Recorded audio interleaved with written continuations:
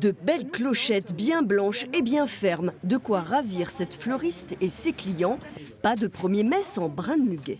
C'est le plus du fleuriste, ce sont des pros quand même. Alors comme je voulais offrir du muguet à mes voisins, je préférais venir chez le fleuriste qui quand même a une présentation plus élaborée. Et le choix ne manque pas, en pot pour le replanter ou en complément d'une composition.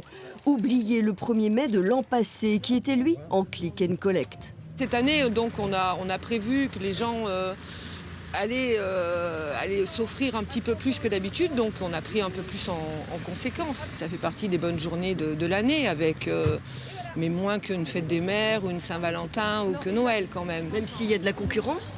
Mais la concurrence, elle a toujours existé parce que le 1er mai était fait pour...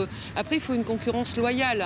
Celle des vendeurs de rue qui ne doivent proposer que du muguet de jardin ou de forêt. Allez, je prends les deux, allez. Cette famille d'une commune rurale de l'ouest de la Haute-Vienne vient de vendre ses 1200 brins. On est parti le chercher début semaine dernière. On est allé dans les bois vers Cognac-la-Forêt avec mes enfants. En fait, nous, c'est pour l'été, pour partir en vacances. Ça fait 7,50 €. Non, c'est important de continuer à marquer les traditions et puis d'avoir un petit peu d'espoir à la maison. Une fête retrouvée donc pour effacer le mauvais souvenir de 2020.